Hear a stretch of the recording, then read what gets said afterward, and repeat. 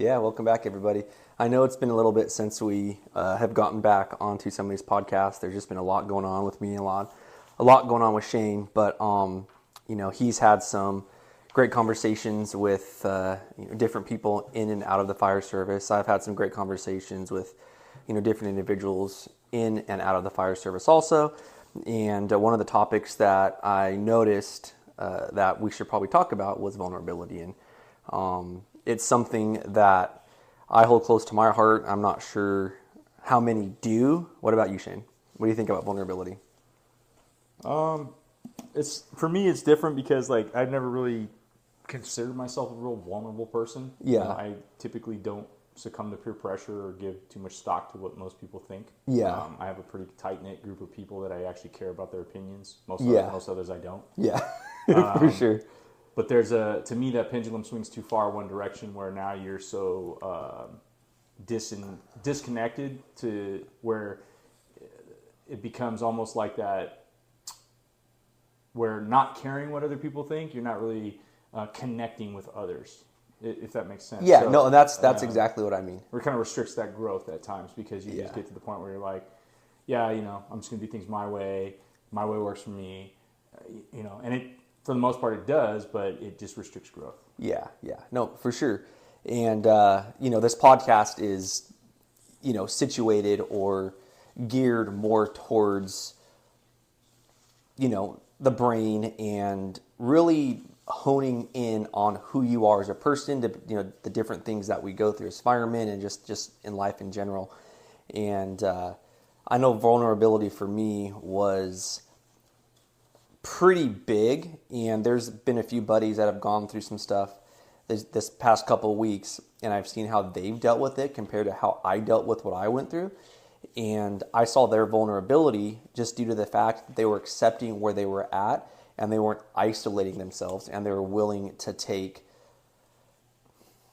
I think, more help than I was ready for help, but I isolated and I didn't fully open up. It was like, I got this. I can deal with this. I don't really need your help, even though deep down I wanted that. So I was afraid to be vulnerable, to look weak, because, I'm strong. I got this. I'll take care of this.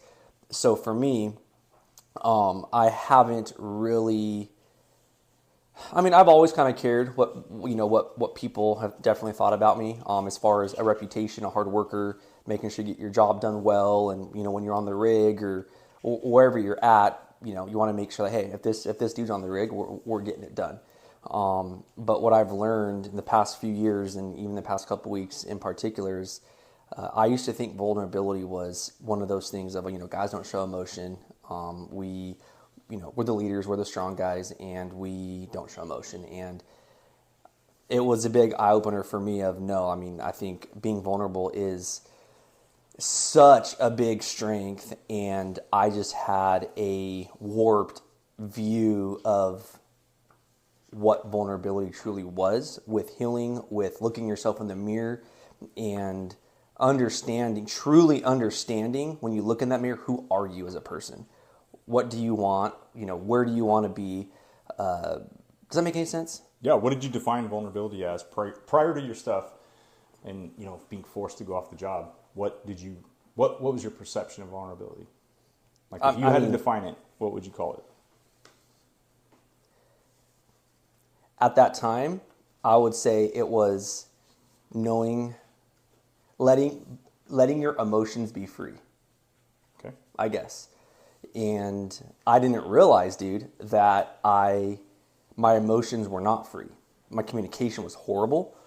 My lack of, the lack of presence, the lack of, so many things, dude, with being vulnerable, just really not knowing truly what the heck was going on.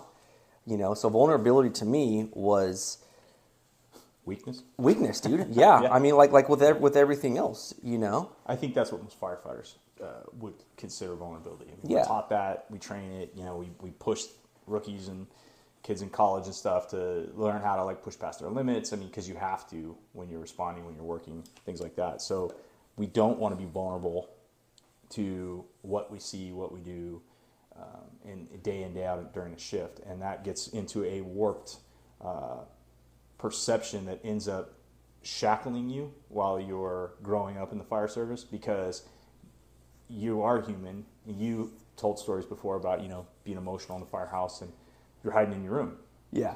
And it's like, that to me that's the definition. You didn't feel, even with guys that you still to this day consider good friends, it doesn't sound like you were interacting with them and sharing those things with them. No. Like, they didn't know that was going on with you. Only a couple. Very small, yeah. I was your partner. I didn't know you were doing that shit. Yeah, So, yeah. I know for myself in a firehouse, I've had good conversations with people, but I've never been that kind of way where, breaking down in front of guys and things like that at the station. And probably a lot of that was a subconscious protection to, no, hey man, now's not the time. Like, the tone's going to hit. We're going to get another call. So I can't allow myself to feel these things. I'm just going to block them out, soldier on like we always do. And especially for you and I, at the time we came into the fire service, a lot of the guys that were on their way out were coming from the Vietnam era. Mm-hmm. So what the fuck did we have to cry about when these dudes, were out in war? Exactly. Horrible war at that, lost friends, and they soldiered on, and they came into the fire service, early, and, they've done 20, 30 years in the streets, and, here we are with our feelings. And yeah. Feelings what? Yeah. So now that you've been through all this, you've continued to do the work every day. Do you have a different definition of what vulnerability is? So in the context of just human beings, and, since we are trying to primarily talk to firefighters, like, if you had to tell a young firefighter right now, you're going to start teaching at the college. Yeah. What are you going to tell that room full of 18, 19-year-old kids about vulnerability? Have you thought about that? Have you come up with a way to? Yeah. So what? I'm going to give you a little definition, but to answer your question from my perspective, it is vulnerability for me now is know who you are, but also know how to deal with your emotions and communicate them when the time is right. Does that make sense? Say it again. Know who you are. Know who you are. Know how to deal with your emotions and speak up when the time is right. And I feel like vulnerability, there's a time and place. That if you can't always, be so vulnerable that anything's gonna crack you, I guess, but you gotta know that you're human, you're gonna have emotions, learn how to deal with those emotions, open up about it, take help when people are willing to help you out, and move forward. Does that answer it? Yeah, I mean, I think that's kind of broad, right? Like, so what does that mean? Know yourself, know your emotion. I mean, those are those generic fucking bumper sticker statements that I can't stand because, we're talking to people that are sitting in the firehouse, like, they can go read a book and see that. So what I'm saying is, like, when you are mentoring younger firefighters, we need to be able to say to them what that looks like. So what is being vulnerable? Start with the firehouse. I mean, pretty simple. If you could change it and go back, what would you do different, Eric, now? In the same, you go to a call, it triggers something for you, you come back, you're crying in your room. What would you do? That right there. Talk to someone open about it. Okay. And so not hide in your room? Not hide in your room. Don't isolate yourself. Okay. So when I say knowing yourself, that I guess that's what I'm talking about. And it's like, how many times do you run a call? You're in the back of the rig, captain, engineer, fireman, whatever, depending on how many guys are on the rig, 4 staffing, 3O staffing.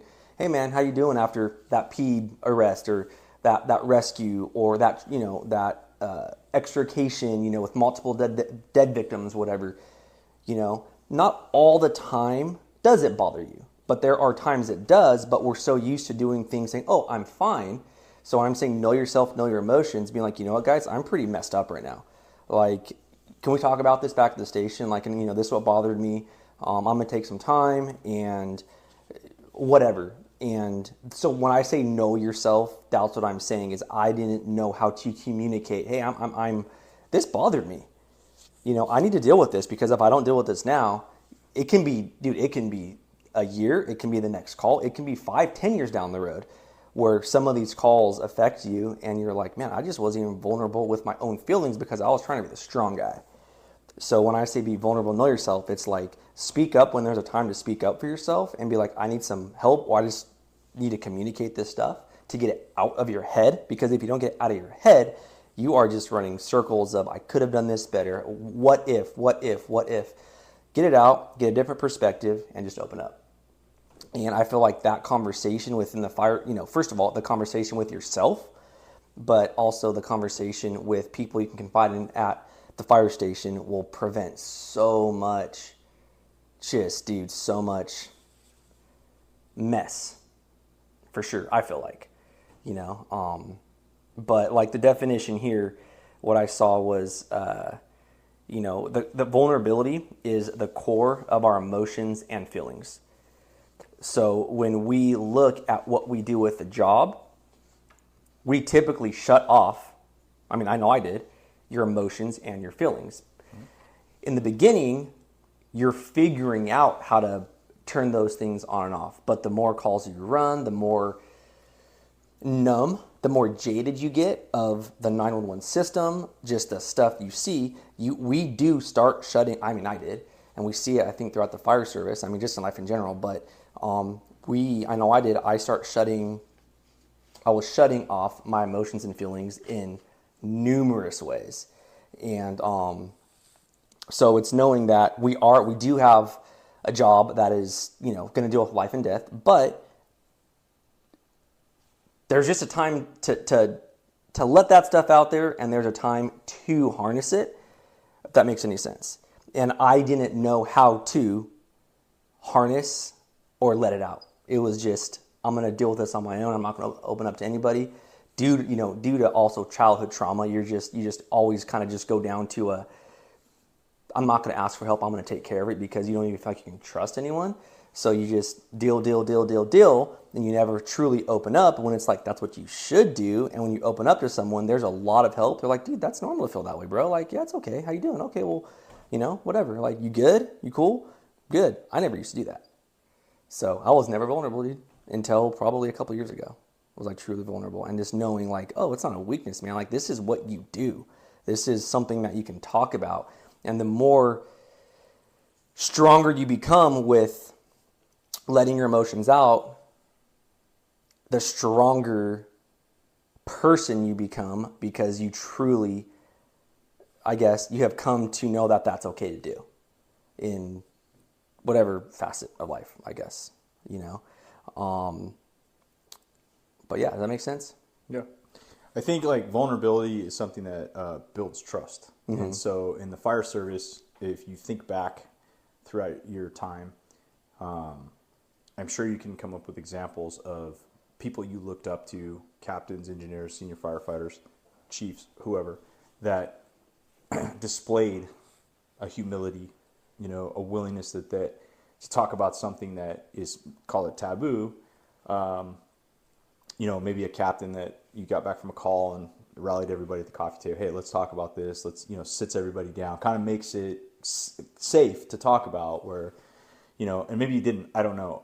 I know I've had those people that I've worked with who, recognized when it was time to put the tough guy bullshit aside and just kind of check on everyone, and then keep everyone together, open up the table for discussion, that kind of thing.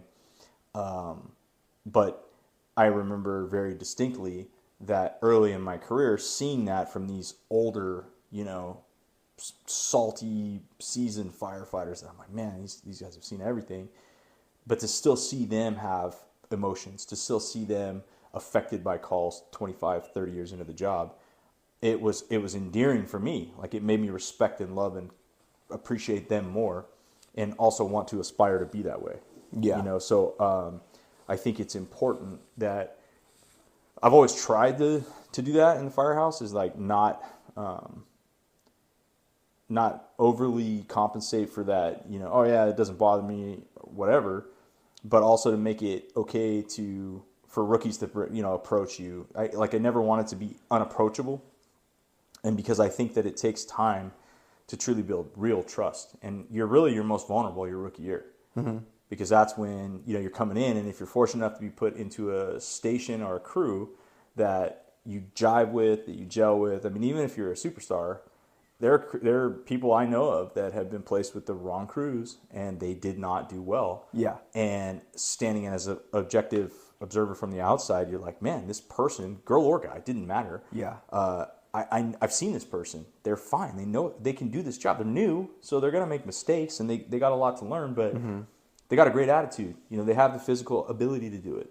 What is going on? And then you find out that it's just literally that mental block, because they feel so vulnerable. So that's when that becomes toxic. So that early rookie exposure to that feeling of vulnerability reinforces to most firefighters that vulnerability is not a good thing. Yeah.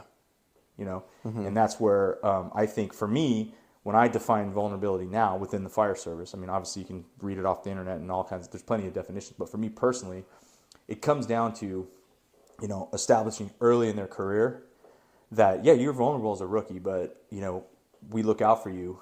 You're part of the crew. You have to know your place. You have to earn your spot at the table. And you have to meet a certain standard, whatever that particular department standard is.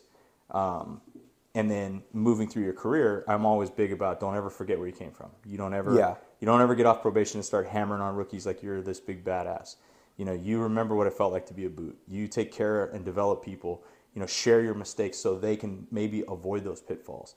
And then it kind of like breaks that cycle of creating these tough guy assholes, if that makes sense. Because to me, like when I hear vulnerability, it's literally that the image of I'm the tough guy firefighter, nothing bothers me, I've got all this, and it's just kind of one of those weird things that I think we foster it early in the fire service, where we make it into this, like so many people just survive that 12 or 13 month probation as a rookie. Yeah.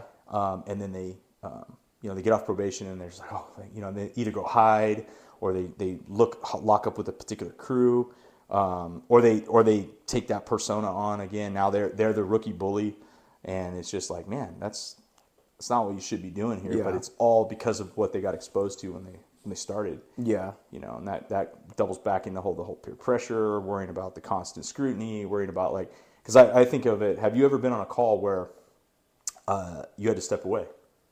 Oh yeah. Something that bothered you and you needed to be like, dude, I got to step back. Like somebody, have you ever actually done that? Have you ever actually asked somebody else to step in and take over for you, and you went back to the rig or went outside or something like that? Mm-hmm. Yeah. Yeah, I actually have. What happened? That was later. That was before. Yeah, so tell the story. What happened? Yeah. So before I got off work, it was when we had the hanging, and I remember after the call, I was like, dude, I was in fight or flight, dude. And I just walked in, and I was like, I got to take a step out. I mean, the SOs were wigging out, the mom was wigging out, the kids were wigging out because the dad hung himself in the garage, and then the wife found him, and it was just a chaotic scene, and I mean, he was dead. We tried to get him down, but I just had to take a breather, and I was going through a lot of stuff at that time, and I just lost Sable to suicide. It was probably a few months before that, and just all these thoughts were going through my head, and I'm like, I just need to take a breather, and like I said, the SO, they were just like, they were spinning. Everyone was spinning, and it's like, what do? We're supposed to be cool, calm, collective. Hey, this is what we're going to do. We got this. I did not feel that way. And I was like, I just need to take a step out. And I remember my engineer was like, I came walking out this house, and you good, dude? And I was like, I just need a sec, dude. I just need a sec. Like, I just give me a second. I need to just, then I went back in. I was able, it was probably like a minute or so, and I just, took some breaths, and I was like, yeah, get yourself together, dude. You're on duty. It is your job to bring order to this call, this scene right now. And so, I did. I'm sure many guys have done that. If it's an extrication or if it's, if you're on tools, no, you can't. You got to. I don't think enough guys do it. That's why I wanted you to say that, because that's the whole point. That needs to be okay. Yeah. The idea of being in a team is knowing each other, mm-hmm. recognizing and learning enough about each other to say like, hey, Eric just lost his wife to suicide. You had your own issue with it, and then to get called to that after you had just spent almost a year off, right? Mm-hmm. And to come back to that, like, mm-hmm. that's also, hey, as a captain, as a engineer, that's the one difficult part. Not one, there's many, but like that's a difficult part of our job, where that boundary line of when am I sticking my nose in your business? Because we are just coworkers. Yeah. At the end of the day, a lot of people like to play that card where it's just like, well, yeah, hey, we're employees. Yeah. And it's like, we all know we're more than that. Yeah, we break bread together. It's one of the few unique jobs in the world that we eat meals, we prep meals, we clean a house that we essentially live in together, we sleep in the same rooms. I mean, my station's Here, a lot of them are still dorm rooms that have females and males and big bears snoring and farting all night. And, I mean, it's just like, it's pretty unique. It's not the today's soft world of everybody gets their own little space that's safe with, little TV and AC this and that. And all your little amenities. It's like, we got a couple of stations that are like that, but most of our stations are old, So there's a family dynamic that comes with this job. So I think it's important too to take stock of individual vulnerabilities in the people that we work with. So, for instance, if I were working with you and you were my firefighter, I'd say, in my mind, as a captain, I'm thinking, okay, hey, I know what Eric's been through. And as you said, we've talked about this before, like, this isn't like, hey, dude, I'm going to give you a pass every time we have a hard call. That ain't it. Like, you still have to show up. Yes. I got to rely on you. Exactly. But there's 4 of us. So there's times when it's like, hey, this is a suicide. Hey, engineer so-and-so, Eric's going to stay outside with the rig. You're coming inside with us, because 2 or 3 of us can usually handle the majority of stuff. Enough of what we need to do, right? Yeah. We're working a code. Okay, hey, there's other things you could do than, let's say that somebody lost a child. I have coworkers that have lost children, right? Like, whether it's in childbirth or afterwards or to illness. And so, I try to be sensitive to that. Like, okay, well, if we're working a pediatric code, I'm not really sure that the best thing for that individual is to be pumping on the chest of a 2-year-old. Yeah. So I will intentionally, I'll take compressions or tell that person, hey, go get the gurney, kind of play center field, set the bags up, the IVs, the EKG, do all that stuff for us. So, but that's all part of the team aspect of looking out for one another and recognizing that it doesn't make that guy or girl weak. I'm taking care of that person because that particular call that we're on, it has the potential to trigger those things, So for you to go through the door into that and see that, I'm sure it was an immediate trigger for you. Oh, yeah. And to say a minute, I mean, that's great, but that you were able to do that. But, at the same time, in your mindset, are you feeling like I'm letting the guys down? I shouldn't do this. Oh, I should for be sure. in there, and that's what, we need to recognize it's okay once in a while when those types of situations, and, kind of circle back to what you said, knowing yourself, knowing your own thing. So it's like learning what is going to throw you off your game, off your balance, and then knowing that, hey, I can lean into you, brother, sister, to take this over for me in those scenarios. That's how you build like legitimate crew continuity, legitimate dependency of one another, trust being the biggest part of all that. Is trust is built over time through the vulnerability that we can share together without the pendulum swinging over to every time things go wrong, you throw the flag that, oh, this is my PTSD. This is my, because at that point, then it's time to say like, hey, sorry, maybe this isn't the job for you. Exactly. Right. Yep. So exactly. And there actually were times where, I have had guys say that, hey, dude, take a step outside. And what would I always? Nope, the majority? I'm good. I'm good. Hit them with so the good. Yeah, and so when I say vulnerability, that's what I'm saying. It's like there is a time for it, because if you don't take care of it early enough, it will lead to what happened to me. But that's a trust issue, because you didn't trust that if you did step outside, those guys wouldn't talk shit on you. There's a part of it where in your own mind you make up this deal where like, dude, I have to. This is my job. I can't step aside. Because if you had a true trust knowing what you know now, right? If I said to you, hey, you need to stop right now and go outside. Yeah. I assume you would trust me because I'm seeing something in you that you're not seeing in yourself. Yeah. And that is what I'm talking about. This is all lip service up till you actually listen. Take yourself back to when Anthony said, you're going off, dude. Yeah. And you're screaming it out. It's like he had to physically get in your face and tell you, no, dude, you're done. Yeah. And if he backed down, which is probably the majority of guys would have, who knows what would happen to you? Yeah. Who knows what shape you'd be in today, right? So that's what I'm saying. It's a tough road to walk, where it's like, do I trust you when you tell me you're good? Because we don't want to just every little thing. Yes. Oh, Eric, go outside because this might be hard. Yeah. But that's also like, I should be able to read your body language. I should be able to look in your eyes and kind of see, like all those little things. And then, as you said, knowing yourself, what that means is like picking up on the physical cues that your body is giving you when you're in a scenario. So when stress is introduced, are you a person that your heart rate goes up? Do you instantly start to sweat? Do you feel like your chest gets tight? Like all your little physical ailments that present themselves, which is a direct connection to the fight or flight, sympathetic nervous system is kicking in.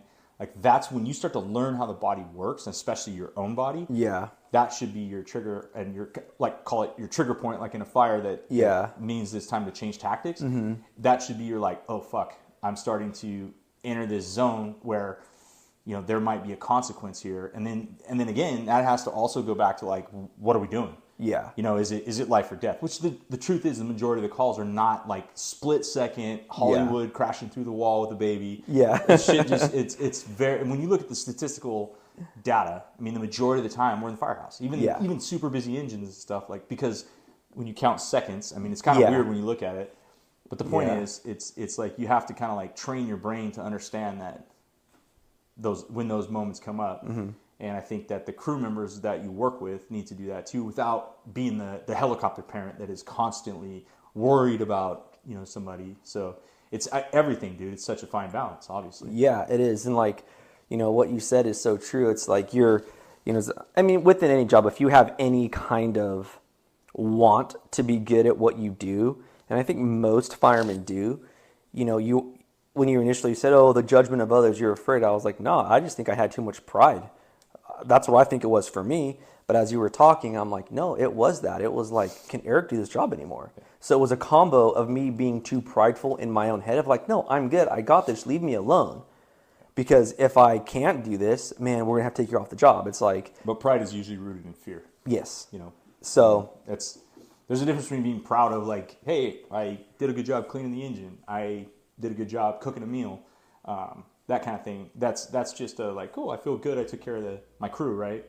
But when it's a reputation based pride that you're concerned about, mm-hmm. if you really examine that, that's all rooted in the peer pressure of the culture that we have in the fire service, where, you know, everyone is afraid of the imposter syndrome. Yeah, somebody's gonna say I don't belong here. Somebody's gonna say I'm not a good enough firefighter. You know, yes. It's like I'm not fast enough. I'm not strong enough. I'm not this. I'm not that. So it's just like.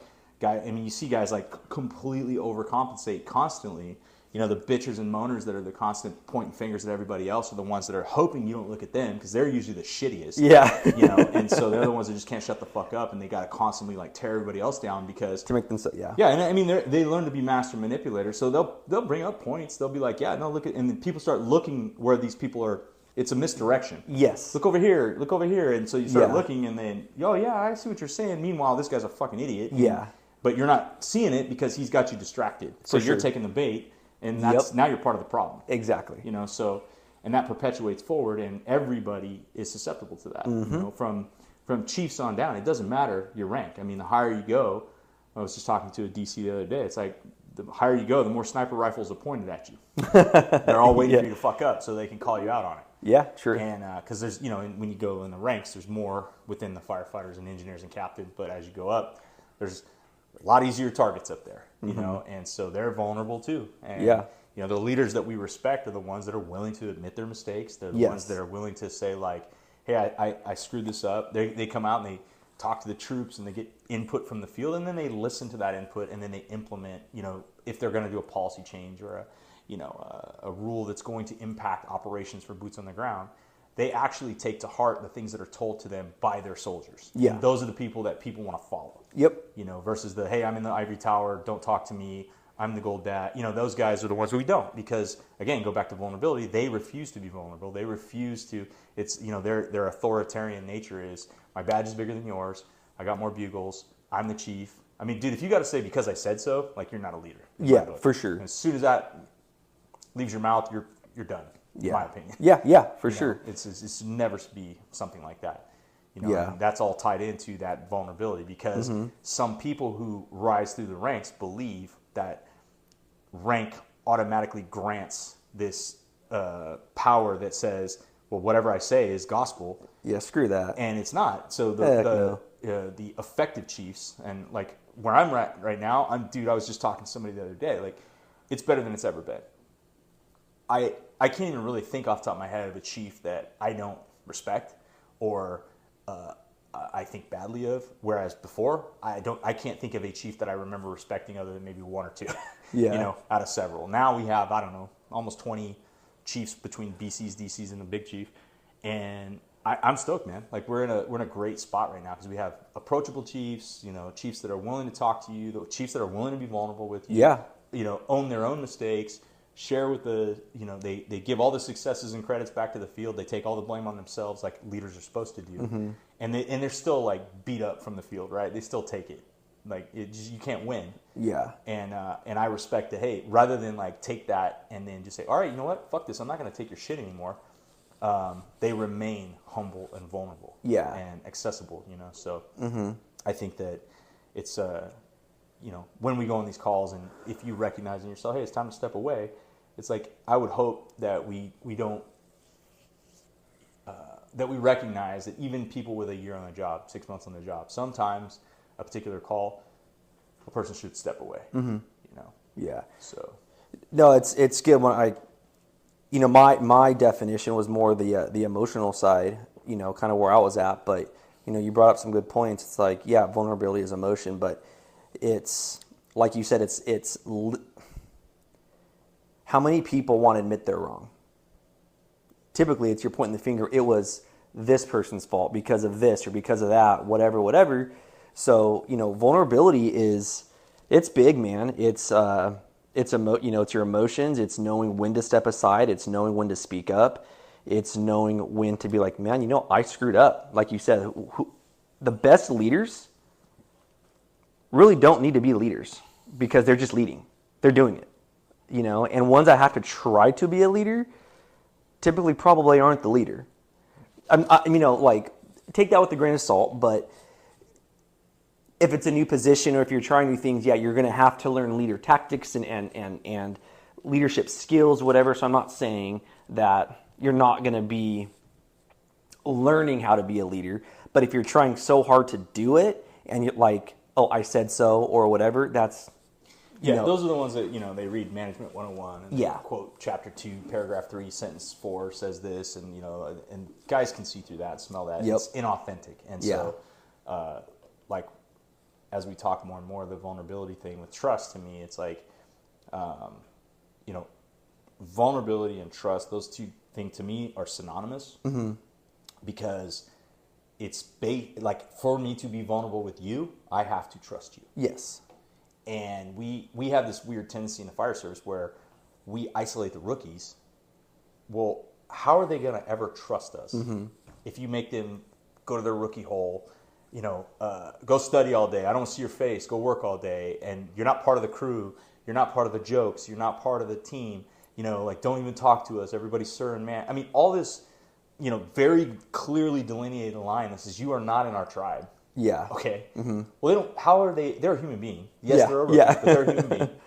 How can they possibly trust you now, not only with their lives on scene, but trust that what you're teaching them is correct? Yeah. They get pulled in 30 different directions because everybody tells them, no, don't listen to Eric, he's an idiot. Don't listen to Shane, that guy's a stupid asshole. Yeah. And so they're like, well, fuck, what do I... Yeah, who do I listen to? Yeah. Who do I trust? Who do I open up to? How the heck do I know what's right or wrong? Right. Yep. So vulnerability and that trust is built in times of adversity. And what happens, in my opinion, is when you go on calls and you lay it out and you have difficult scenarios that play out and you don't let someone down. Yeah. That's when you build trust, and that's when people start to feel more able to be vulnerable with you. Yes. So I think, go back to yours with like Anthony, I love that story about him sitting you down. And that was not, that's a guy you've known for a long time, right? Well, a few for like years. 6 months? No, I've been doing it for a few years at the time. Well, a few years is a long time in the fire service. Yeah. Based true. on what we go through. True. So, there's a story somewhere about two coworkers work for 20 years, and they, the average people that they couldn't tell you the person is married, has kids. They don't really know anything about him. They exchange pleasantries every day. Hey, how's the weather? Oh, yeah, what'd you do this week? I went to the lake, that kind of bullshit. Yeah. Superficial stuff, nothing more. Go to your cubicle, type. 8 hours later, you go home, right? Yep. 20 years. There's no bond. No. There's no trust. There's no long-term vulnerability. Dude, you can literally work. There are people I've worked with. We have about 400 on my job. I know almost every single person. Some of them I've worked a single shift with, but I feel like they're friends. Yeah. Some of them I've worked months with, and I don't want to have a meal with them. Yeah. Right? I'm sure they feel the same about me, but the point is, it's just like you can quickly form bonds and trust and be vulnerable with one another when you go through difficult fires, For sure. calls, because there's an immediate forging in the intensity of a situation that creates potentially lifelong bonds. And that's what gets lost in the fire service. Yeah, it's sure. like, so if you're paying attention when you're on duty and you're getting to know some of these people, I'm not saying you have to know every detail of their life, but if you can't tell me that person's married, has a couple kids, lives in so-and-so, likes to go boating, I mean, whatever, like a couple details about their pedigree, it's like, well, then you're probably not even trying. Yeah. You're. That stuff goes a long way, man. And, a lot of us know guys on the job, and you maybe, maybe it's a beer here and there, or maybe it's, a family get together, maybe it's some small stuff, but really, you said it's like that's what we've lost in the fire service. And I feel like from quite a few people I've talked to the past few weeks, they're like, man, the fire service just isn't what it used to be, and maybe that's just. They were saying that 30 years ago, for the record. Okay, true. You're right. And, you have some, yeah, you're right. You have some. No, I mean, it's the same, and not to cut you off, dude, think about it for a second, right? Like, how many times have you heard, this generation? Yeah, true. Right?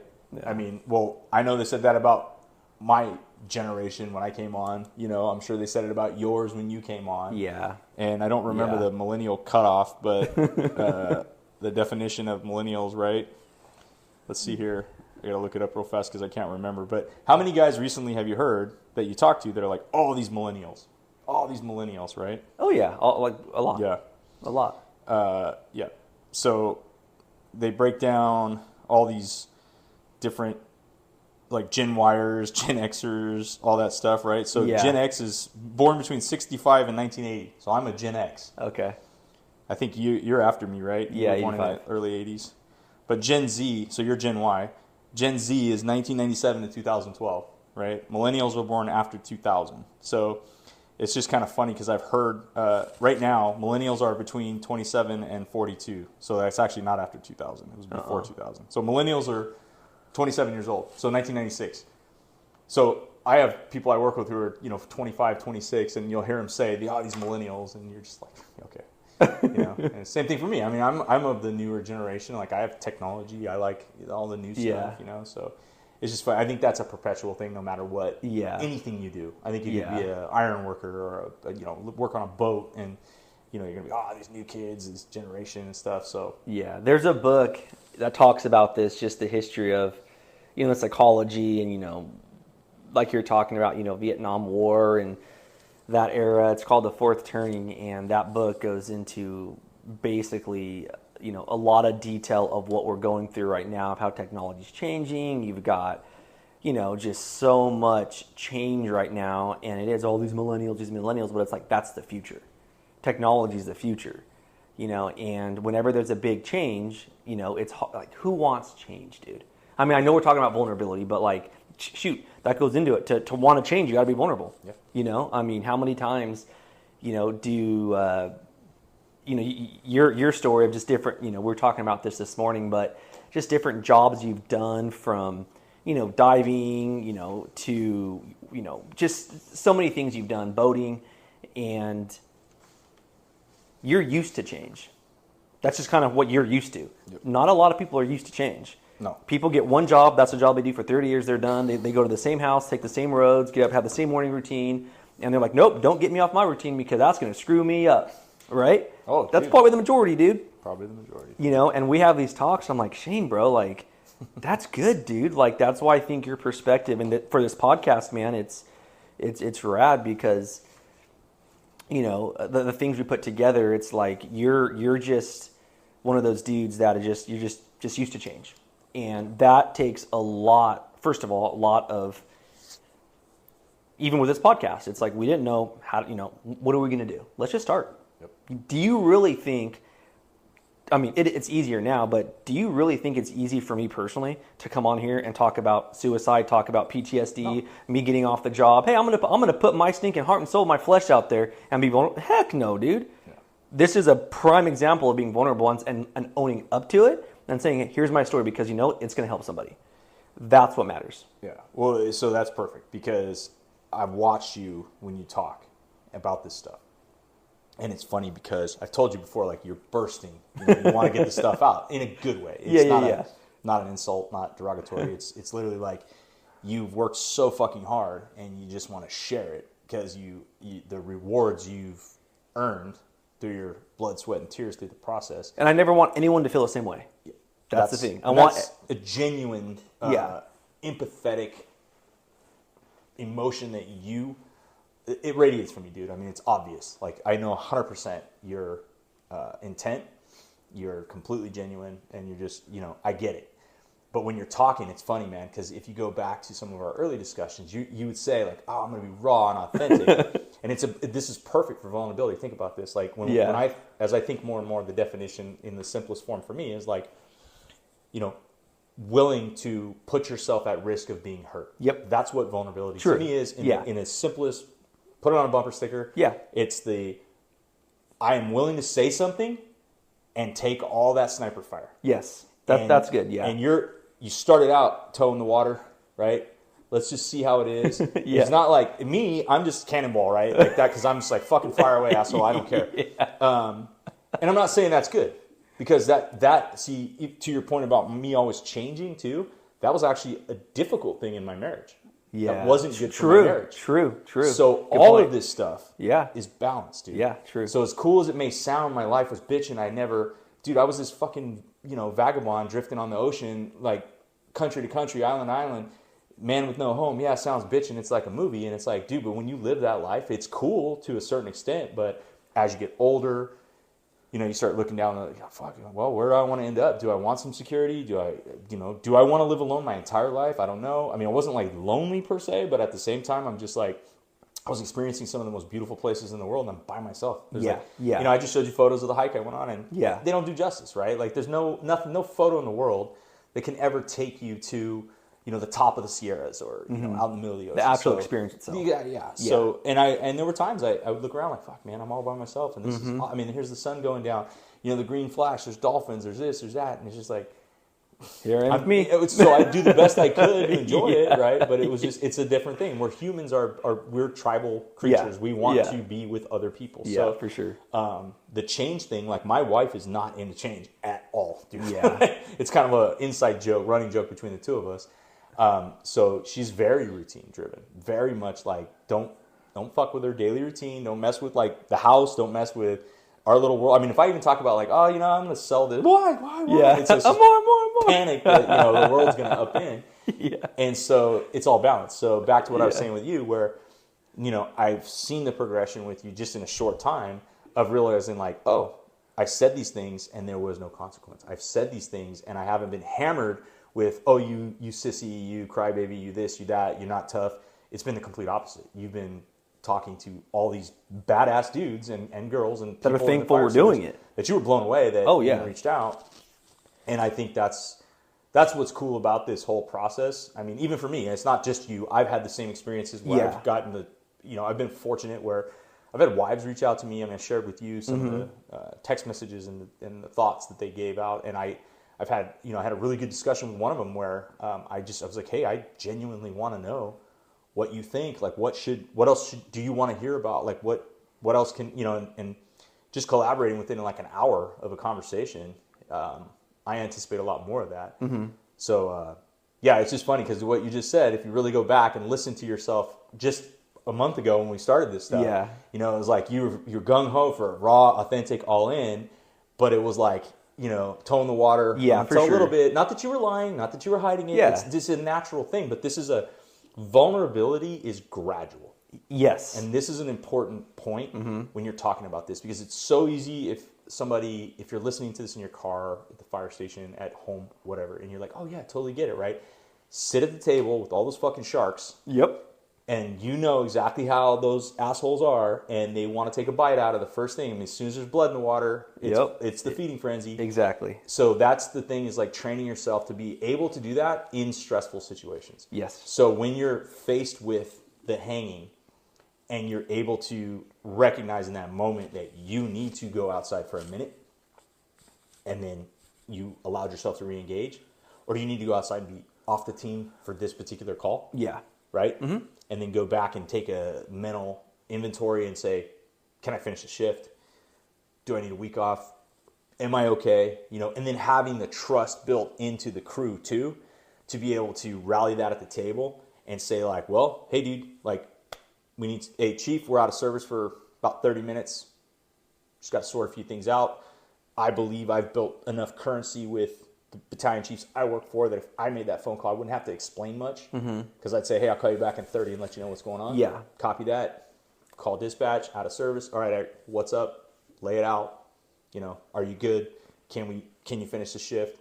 And then go from there. Yeah. You know, so it's like when we're giving people ideas, tools, tricks, tactics, things to deal with this stuff, that to me is like what I have in my own toolbox now is if I see a firefighter I have working with me, those are my plans in the future, is to recognize like, okay, I know this person lost a child. I know this person just lost somebody to cancer. Because I've told the story before. My mom died cancer right here in my living room. Dude, I think it was like 2 or 3 days later, you know, we pronounced a 70-something-year-old lady that looked a lot like my mom, tiny little petite lady, and I had to tell the family, right? Yeah. And I can't break down, but, you know, in that moment, I actually let myself be vulnerable, and I told the lady, 3 nights ago, I lost my mom too. Same thing. And I go, and I'm sorry. And I go, I'm telling you right now, if there was anything we could do, I promise you we would do it. Yeah. And I hugged her, and I hope that in the aftermath of that, that gave her some comfort and no question in her mind of like, could they have done more? Yeah. Should they have done more? Yeah. You know, whereas I could have just been really callous and just, hey, I'm sorry, it's too late. I mean, she was already gone for hours when we got there. So when we did the work, a lot of it was the show for the family to give them closure. Of course. You've done that, so we've course. all done that. And anyways, you know, but I allowed myself in that moment to do that. Mm-hmm. I didn't always do that. And so, and I probably could have even allowed myself to do more. Yeah. You know, in that moment. So. Yeah, you said it good. It's like vulnerability is definitely a process.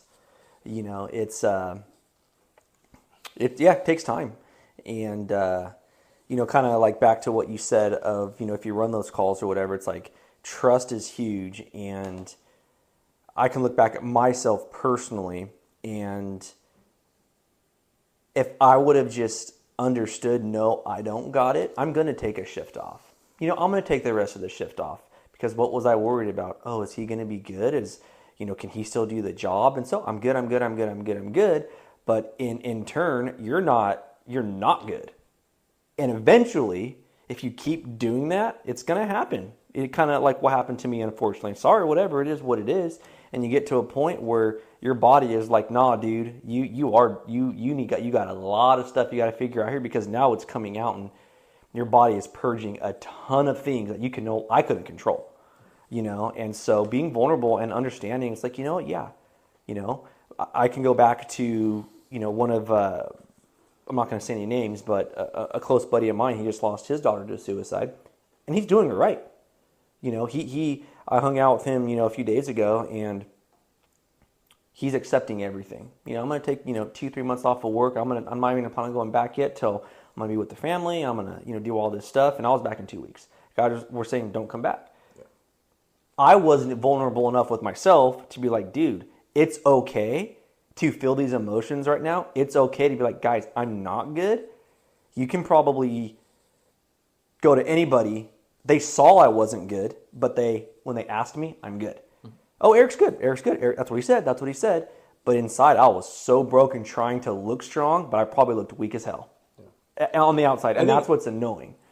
We talked about it before about, you know, hit them with the good. I think one of the things that you were in an interesting situation too is you had come back to Apple Valley, so you hadn't been back very long, and I think you felt a lot of responsibility. For sure. You know, like, fuck, I just got back here. All these people do all these things for me, you know. So it's a natural thing to want to not let down the crew. Yeah. And your family, I mean, your brothers and sisters. Yeah, for sure. So that completely makes sense to me. I've done the same where I want to be at work a lot. Yeah. You know, I miss being at the firehouse with the knuckleheads and having a good time, right? Mm-hmm. And running calls and doing the things that we do, putting our training to use. But I think that that's the difficult part is like, 2 weeks should be good. 3 weeks should be good. You know? And it's like, but I think you had such accumulation of things for so many years. Yes. And then, because I wonder, had you still been with Long Beach, if you would have taken the time off. Because, you know, at that point you'd have about 10 years with Long Beach. and you wouldn't have had the same pressure of like, man, I just got back. I can't already take time off. Yeah. You know, I mean, and I'm not saying that's true or not. I don't know. It's just, I look at it like a subconscious thing, right? Yeah, like, yeah.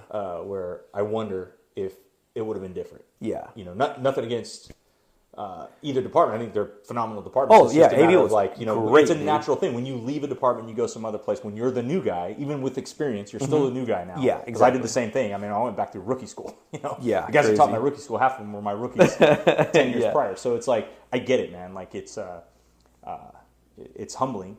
And Yeah. then you think, fuck, I just got back here. Yep. I can't, you know, like, yeah, it's horrible that my wife killed herself, but at the same time, like, you two were separated. So you start, in your own mind, I imagine, right? You're Oh walking yeah, through you that, start like, running circles of so many things, dude. Yeah. So many things. And like, I'm not trying to make this just about me, but what I'm trying to do is put myself out there. So if anybody is resonating with it, if they're feeling the same way, it's like, dude, you know, it's okay to take care of yourself. But There's nothing wrong with that. What's great, listen, man, this is about you. It is about you. Because you can't speak on behalf of me, and For you can't sure, speak on yeah. behalf of anybody else. So the only Yeah. way you're going to help anybody is to share what you've been through. Yeah. So this is 100% about you, as it should Yeah. be. Yeah. Right? So, like, that's that vulnerability. Like, you got to be willing to, like, hang it out, share the story. You know, that heals you. It's therapy for you. Every time you hang it out a little bit and you realize you're good, that's your brain telling you, oh, I survived this. It's okay. Yeah. And this is how True. we Yeah. train and build for it. You see what I mean? Yeah. So it's like, I get it. Like, this is that humility you have where you say, oh, hey, yeah, I'm, you know, it's like, we talked about it before about comparing traumas and things. It's like, dude, like, you do a lot of shit, man. It's what you've been through is intense, you know? And it's just like, when I ask those questions, I just, you know, it's easy to say that from center field with popcorn, you know. Oh, yeah, I wonder what would have happened if you were at Long Beach, you know. It's Yeah. So I don't mean it in a way like, if you would have been in Long Beach, everything would have been fine. No, you still would have been a fucking train wreck. Yeah. You know, I mean, anybody would have. Yeah. Right? Yeah. I mean, Which you like? A lot of people would have been at the bottom of the bottle still. Yeah. Right? You're right. No, Drugs. for sure. Yeah. Who knows what else? Yeah, you're right, dude. Probably still on the job, like fucking hiding out. Yeah. And there's ways you can do Do that that. too. I mean, you can go to slow stations, you know, come in, punch the time card, go to bed, sleep all day. You know, if you get a crew that doesn't give a shit and doesn't pay attention to you, oh, we got those people. We know those people. Yeah. They work with us all the time, and Yeah. they hide out. And it's like, there's a lot of ways you could have done it. But here's the thing. You chose the hard way. Well, yes and no. That was me for a little bit. Yeah. And guys, and you know, like I said, just being vulnerable and putting my story out there to know that, you know, it's just owning up to it. It's like, that was me for a little while. And Anthony talked about it. And, you know, I was sleeping a lot. And they were like, wait, what? You're typically working out. Yeah. You're typically a part of the crew. You're typically, you know, laughing and joking. And, hey, guys, let's go work out together. What are you guys doing? Let's go camping, whatever. And they noticed it when they were like, dude, this is huge isolation. Like, why is Padgett sleeping all day long? Like, this is not what he does. Like, you know, and so I did go down that path for a little bit, but they recognized it. Yeah. Not everyone. Did Did they call you out on it? No. Well, not me, but they were talking. That's what I'm saying. I was hearing things. It's easy for people to talk, but not come to your face and be like, hey, dude, I'm noticing this stuff, but it's easy for people to yap and blah, blah, blah. No offense, when they didn't go through that stuff, you know, and we all have opinions, but which is whatever. Right, and sometimes when we do that, it's to respect space, so it's not that they were necessarily, like, talking shit behind your back, more like just concern. Yeah. But they didn't want to overstep their boundaries either with you and stick their nose in your business. I mean, I'm sure there was some of that going on with some of And the that goes to people. trust. And it goes, goes to trust. Because it all goes both ways, dude. Yes. It goes both ways. For So sure. it's like, you know, there's guys I've worked with that I'm kind of like, yeah, hey, dude, if you want to talk, I'm here. You know, phone doesn't ring. I'm not going to pester them. I'm not going to hound them, you know. So it's kind of one of those, like, now if it starts dragging on for months and things like that, that's a different story. Yeah. But I'm a big proponent of, you know, your fireman who's always been good, now he starts slacking and stuff like that. Give him some and that leash. happened. Yeah, that's what I'm saying though. But I'm a big proponent. Yeah. Give you leash. Yeah. You're working something out. My metric is going to be: are you on the rig? Can you perform on scene? Yep. And that's what If that's stuff what slacks in happened. the station. Hey, we Whatever. can pick up the slack. You know, the station will get cleaned. Yeah. Somehow everything will be fine. Yeah. If you need sleep. You know, you're working through some things. Way too good. Now, 3 months, 4 months, 6, 8, 10. Now let's start looking at what's going on here. Yeah. You know, because or you're starting to see the drastic change in behavior of like, oh, is this person abusing substances? Are they fit for duty? Yep. Are they missing calls? Are they fucking up on protocols? Are they making mistakes tactically? Are they hiding out at fires? I mean, all these things are those telltale signs you should be looking for collectively as a crew. Yeah. And the supervisors need to be constantly paying attention to that to care for their crew the best. And so exactly what you were saying, those common signs, is people did see those signs on me and no one really spoke up. But my buddy, he was hearing these things and he's like, why isn't anyone saying anything? So he's the one that came to me. He's like, hey, this is what I'm hearing. I'm like, well, thanks, dude. Right. Because like you said, it's, I'm not trying to talk, crap or shit or whatever. It's like we all have not everyone is going to know you or feel comfortable on that so much on a personal level where you're going to go into that. Like you said, fear. It's like, hey man, I'm here if you want to talk. That's all good stuff, right? I think the takeaway for that, from your particular thing, it's like if somebody else is seeing things in the firehouse, right? Rather than enjoy ramping up the rumor mill, let's get a cup of coffee and talk shit on the guy or girl. Let's actually have an intelligent adult discussion about what we're all seeing collectively. Yes. And determine, should we think about potentially approaching the person? Should we go to the captain and say, hey, Cap, Eric's always been solid. We don't know what's going on. These are the things we see.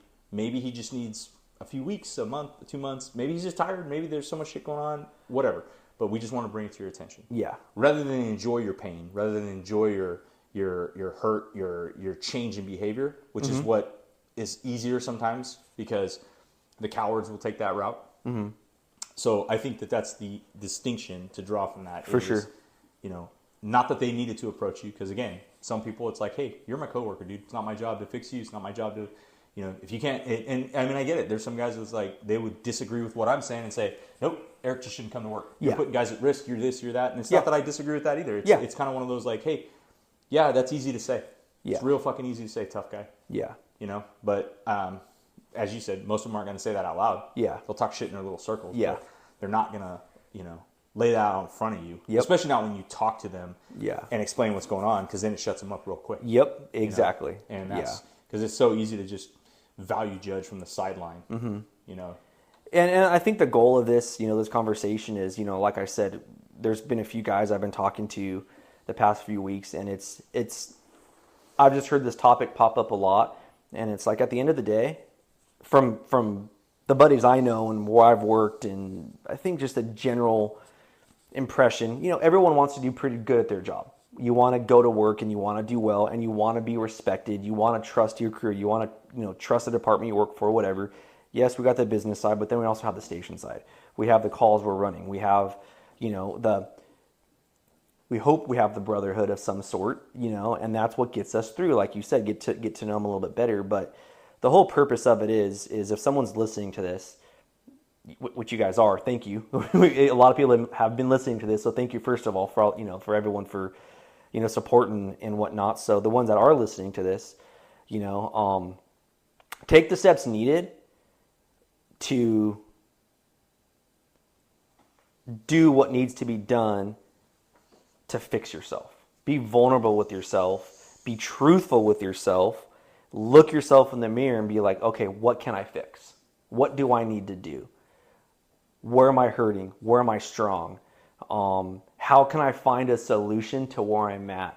Who can I trust? Maybe you don't trust anybody. Maybe you don't trust yourself. Okay, well, that's up to you to figure out. I'm not trying to woo-woo stuff here, but some are into God, some aren't. Start trying to figure out some kind of plan to where you no longer have to feel like you have to constantly stuff your emotions and your feelings down, because eventually it's going to be something. It's going to be a divorce. It's going to be alcoholism. It's going to be drug addiction. It's going to be getting off the job. Find something and talk to yourself really good with you're putting in the effort to try to find a solution, and things will work out however they're supposed to work out. Does that make sense? And know that your vulnerability, there's something you sent me. We just talked about this morning. It's like, when you become super broken or just damaged, but when you rebuild yourself, you become better than ever. And I feel like that's my goal. My vision for a lot of the stuff we're talking about is like there's a lot of guys out there hurting. They don't want to be vulnerable, or they have before, they've got hurt again. Whatever the reasons are, it's like pick yourself freaking up and be strong as hell and knowing like you're good, dude. You're good. Really all you need, we need a tribe. We need support. We all need that stuff, but no one's going to believe in you if you don't freaking believe in yourself. So believe in yourself, understand who you are by journaling, figuring this stuff out. We can get more into that later in different podcasts, but accept where you're at. If you're in a bad spot, accept it. Accept. I'm not doing A, B, C, and D or whatever it might be.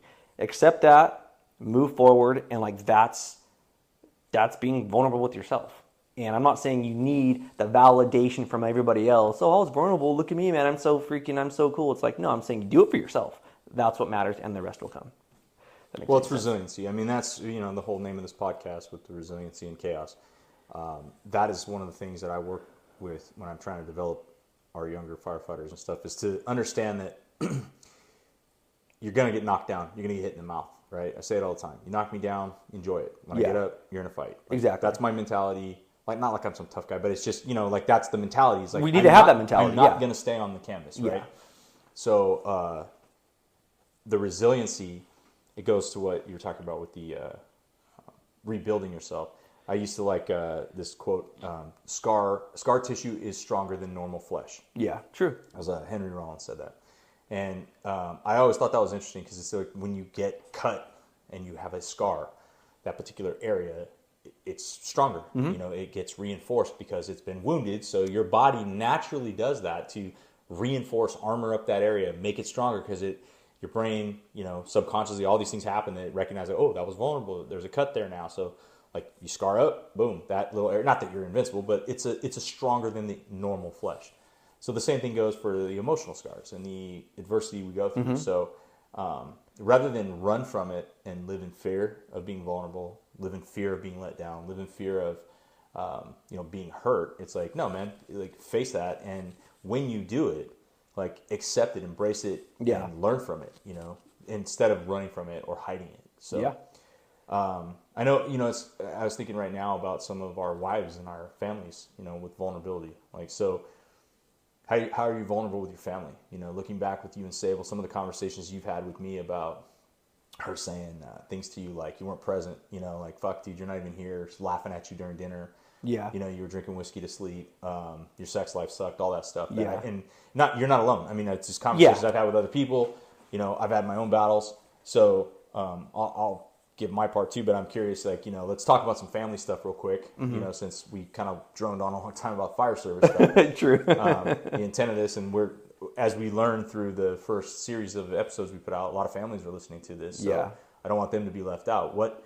How can we help our brothers and sisters that we work with be vulnerable to their families? Because I know for myself, when I come home, I was still the tough guy, right? Nothing bothers me. I'm a badass. I'm this, I'm that, whatever. And I wouldn't talk to my wife about calls. I wouldn't share anything with her, other than just basically being like, you don't know what the fuck, you're talking about. Like last night, like we got our ass kicked for 4 days in a row, blah, blah, blah, blah, blah. All the, woe is me bullshit. Yeah. And I don't even ask her about her day. I don't even ask her how rough things were for her. Right. And then when she's vulnerable, then I'm like, well, fuck, come on, you're just suck it up. You're being a drama queen, so, can I say something before I forget? Because I will forget. Do it. Then I'll do like a thing. What you just said right there was huge. I didn't even ask her about her day. I think that's key, is what I've tried to do recently, I mean, for a while, is if I would come home, when I would come home from a shift, the first thing I would try to do is take it off myself, because typically, from what I've seen, this may not be everybody, but how was your shift? You doing okay? Yeah, I'm fine. I'm just gonna take a nap. I'm gonna go conk out. Leave me alone. I'm gonna take 2-hour nap or whatever and come back. But take it off you. I kind of had a rough shift. I'm gonna need some rest. But how are you doing? You doing okay? So when you're talking about vulnerability, take it off of you. Stop thinking about yourself. You will be so much better if you go and talk to them, because now they know you're being vulnerable with them and they're like, wait, this is different. That's going to calm so much emotion.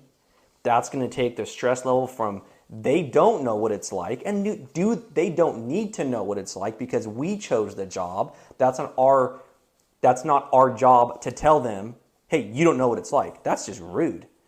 But we do that because we're tired, we're stressed, we want a little pat on the back. I don't know, baby. You okay? It's bullshit, dude. Like, ask them, like, how are you doing? You good? More than likely, that will create a good environment for, like, thanks for asking me. And then how are you doing? And then now you can kind of have a good, healthy conversation. And it's like, I'm going to go conk out for a couple hours because it was a rough night. Like, just I'm kind of short right now and I don't want to go off on you. That's not cool. I feel like that's what leaders don't do. We talk about leadership in the fire service, but being a leader in your own home, for your kids, for your wife, for your family. I know there's a lot of us, we're all being watched, dude, in the fire service. And I was on a job with a buddy, because I do like pool fences too. And so, basically from age 5 and below, it's to help so, kids don't go and drown in a pool. And we were talking about this podcast, and he's like, man, that's great, man. Firemen are, just respected, and that's just the first thing we get. And in my mind, I'm like, it's just a normal job. You don't need to respect me because I put on a uniform and go to work. Like, I'm a worker just like you. There's nothing. I've never looked at it that way. I mean, that's kind of how I've always been. But you want to be the best fireman you can be, obviously, because there are a lot of things that we're trying to do to make a bigger impact. Not putting everybody has their position in this world. But your family's watching. You've got friends that are watching. He's a fireman. He's a captain. He's a chief. He's this. He's that. And how are they off of duty? We are being watched quite a bit. I'm not saying you're looking for the validation, but it's like, be that leader on and off the job. And that's not easy. It's easy for us to put that uniform on or whatever, and it's easy if you're a captain or you're a medic and a chief or whatever, and you got to bring order to this scene, but you come home and the most chaotic scene is your own home, and you can't even bring order to your own home. So how do we help people to implement the things that helped you, that are helping me, for doing that? Because it's easy to say, again, back to bumper sticker language, like, well, that's what I'm saying. What's it look like when they get home, right? When I get home now, I've agreed with my wife that if I have a super rough shift or whatever, that I'm just going to tell her kind of almost exactly what you said about, like, hey, we got killed last night. I'm fried. I don't have the capacity right now to talk about unless it's something that's important, that's super in the moment, like I need, let's say a financial decision or something, but that's going to be so rare. But you don't want to do that when you're tired anyways, though, dude. No. That's not the time to have the conversation. Yeah, exactly. And sorry, that's probably a bad example. You're right. But basically, just like, let's say she's off to work and she just wants to tell me something about dinner. I don't know. It's like amor. Yeah, yeah. Well, try telling a Brazilian to hold on. Good luck. But no, yeah.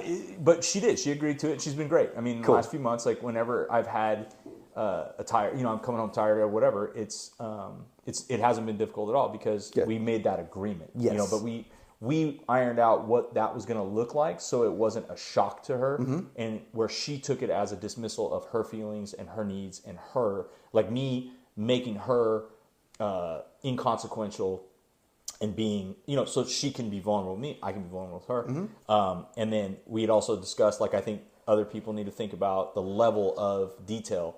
And so, I think it's important to talk about calls, but I don't think it's important to get into details. Yeah. So you don't need to get into the blood and guts when you come home. But like if you have a relationship, I would hope that the person you're married to is your best friend, and you can come home and say, God, yeah, last night was horrible. Like 3 hours ago, we had a hanging, a little kid drowned, whatever, right? And all the stuff that we do see, and then just say, I just need 2 hours of nap, a 4-hour nap. I'm going to go work out. I'm going to get in the sauna. I'm going to do whatever it is to kind of like deco at home, get yourself back right into like checking your boots at that firehouse door. Yep. You're not a fireman at home anymore, firefighter at home.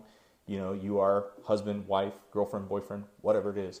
And it's like, hey man, that's what we have to do instead of being pent up when we come home because we've just, over the course of that 24, 48, 96, whatever you worked, just let that steam engine build up, and then you get home and the dishwasher's on the fritz, and you're like, what the fuck? It's a dishwasher. Who gives a shit? And now she's like, whoa, like you're just assaulting her over nothing. Yeah, yeah. So I think that it's like the tangible stuff that I've learned where I even started trying to do this when I was driving home.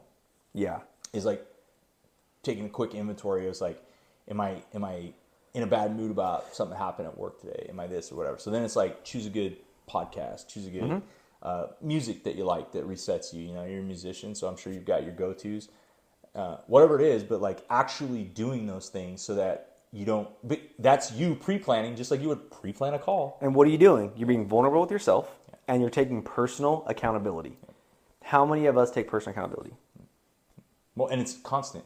I call all of this stuff like an infinite problem, right? There is no finish line for any of this. No, so exactly. It's literally daily. Yeah, yep. And it's hard for firefighters because most of our calls are finite. They have a beginning, a middle, and an end. Yes. So to the biggest fire you've ever been on, you're not still there. Yeah, exactly. You wrapped it up, loaded the hose, and you were out of there. Yeah. Maybe been an hour, maybe it was 10 hours, but we deal in, emergency to emergency to emergency. So our brains are wired that like each thing has this challenge.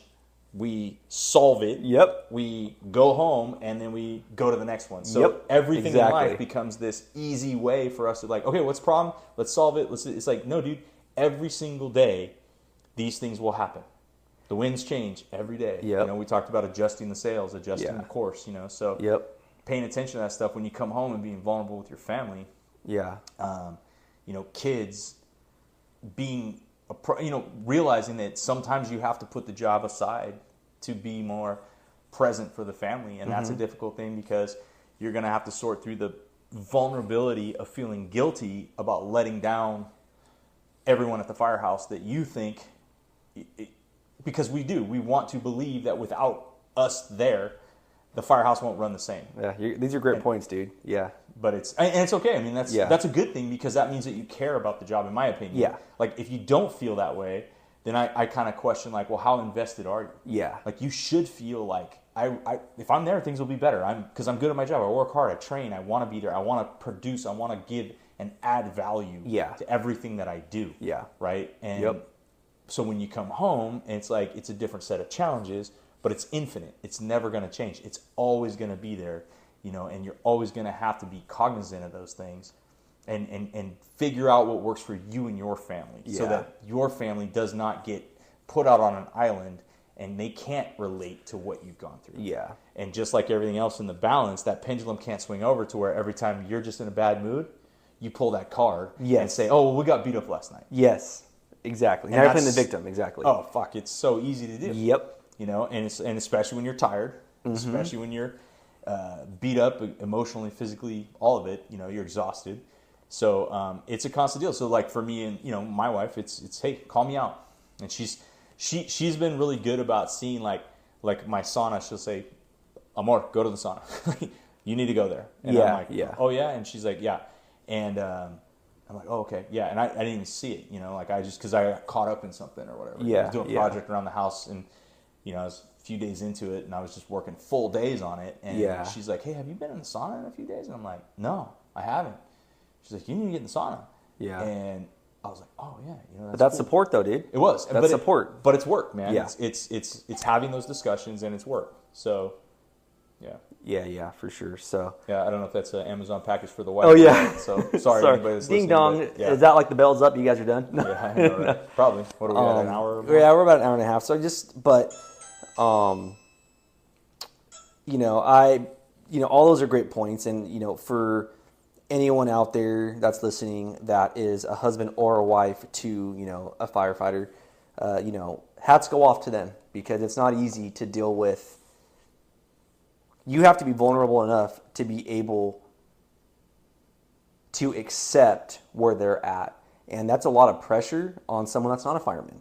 And I know with how it was with me and Sable, it's like, anyone that's married or a fireman, like I said, whether it's a woman that's a fireman or whether it's, a guy that's a fireman, husband or wife, whatever, when you're coming home, you don't really know what you're going to get because of the emotional stress, because of the lack of sleep that they have or haven't gotten.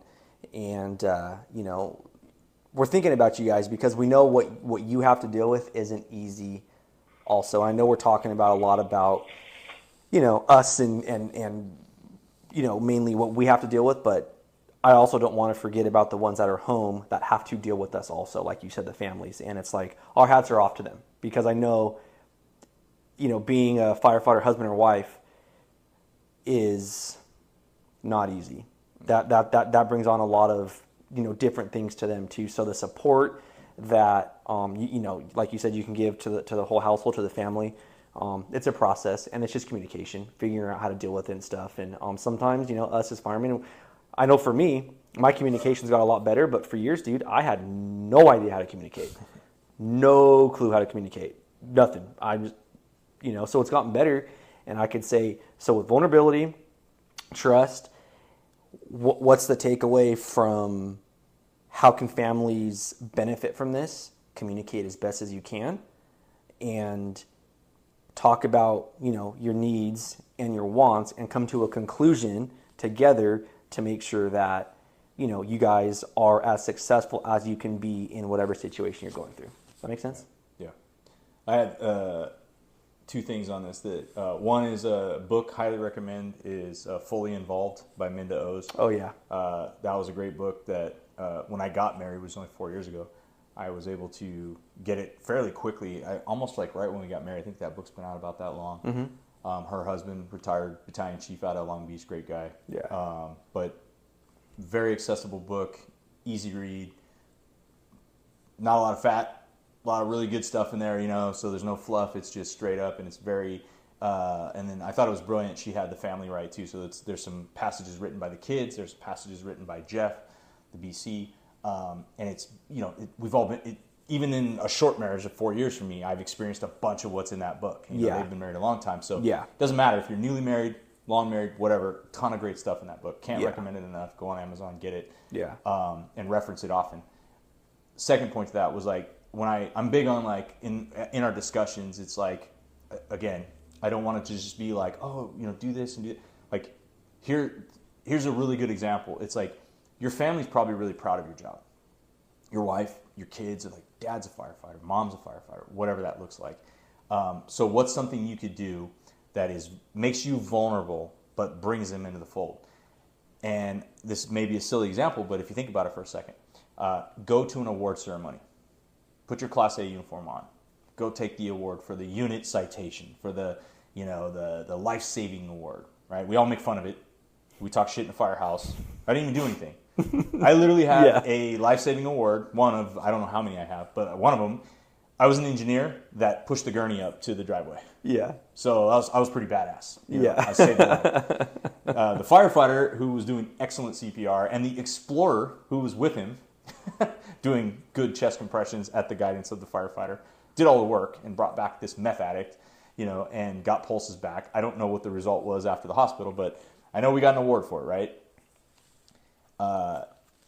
Go to the award ceremony. Let your family take the pictures with you. Yeah. From that award ceremony, I have some great photos of me and him and our wives together, and our wives are beaming with pride with the stupid little certificate that I could care less about, right? Yeah. That we don't do the job for. Exactly. And guys can bust your balls all day long. Yeah. And you're supposed to put your little pin on your Class A, and I get it. But there's also another benefit ancillary to the family pride that goes with that, the ability to bring your family in and let them share in the job and be a part of it instead of isolating them. True.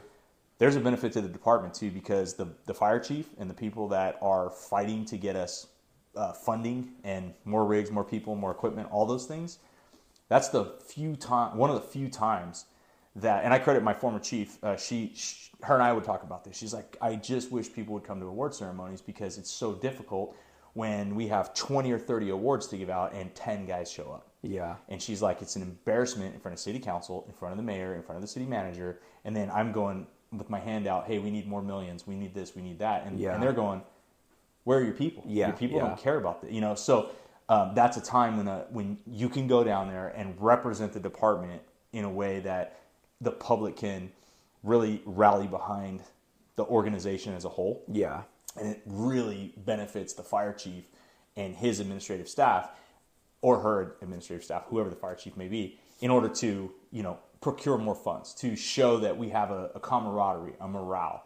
And that is to the point you said it a while back about, fire service isn't the same. It's like that used to be a bigger deal, and it fell off for a long time. Yeah, true. So we need to be willing to participate in those things, even when all you do is push the gurney. Yeah, and it's like, yeah. I don't deserve this award. I get Yeah. it. I do. But it's like when you go to a wildfire, how many times do you see the thank you firefighter signs as you drive through? And maybe all you do is have like a camp job and you didn't even see flame, right? Yeah. But you're part of the greater organism of that ICS structure. Exactly. And it's like, no, you did contribute and you are making sacrifices because you're not at home with your family. Yes, you're getting compensated. But you can take a pride in that says like, no, hey, yeah, this is, and share it with your family so they understand why the sacrifice is taking place. Yeah, for sure. So they don't just think it's in vain. So Yeah. that was just something that I think, I've said it to many people. I've had guys and girls that go with me to the award ceremonies, and it's like, I don't have them, they're not displayed in my house. They're not, Yeah. But I do. It's cool, man. I have photos from those. Yeah. Even with buddies that. That's a good point, man. Once you put your Class A's on, we all get together. We want to take the photos. We want to have the memories. Yeah. Me and my buddy just did a 30-mile hike to the Sierras, and that was actually a discussion we had on the trail. Was neither one of us had really any photos from the first 15 years of our careers, and it's weird. Like I think there's there might be 2 that I know of that I have. Yeah. And he's about the same. We're like, God, man, we did so much cool shit. We Yep. had all these fires, all this crazy shit. And we don't have anything to look back on and have that memory. So yeah, no, for sure. I'm right with you, man. But it goes back to, sometimes when you're, in fight or flight with the job, because life is so fast paced, and it's very hard to slow down and take that photo. I don't need that, whatever. But there's a time, the older you get, the more you go through, the more friends, you make, or, you lose friends or whatever. Yeah, just be present, man. And but no, I think it was a good episode, man, for sure. Vulnerability. And I feel like the beginning was it took us a while to get the flow, but we're back. So we're good. I haven't seen you for a month, so Yeah, I know. I don't know if I should have came back in a month, dude. No, I'm just kidding. But anyways, you guys, thank you so much. And we're going to be working on some more for you guys. And if there's anything that you guys would like us to talk about, go ahead and hit us up in the comments. There's the Q&A right there. We'd love to hear all your comments. Like it. If you guys can, go ahead and, if you guys think it's a 1-star, 2-star, 3-star, 4-star, 5-star, whatever star, give us what you guys think. And we just really want to help you guys as much as we can. So you can reach Shane at, what's your email, Shane? ricfirecaptain@gmail.com. Okay, and then mine is erpadgettcoaching@gmail.com. So, we'll see you guys in the next one.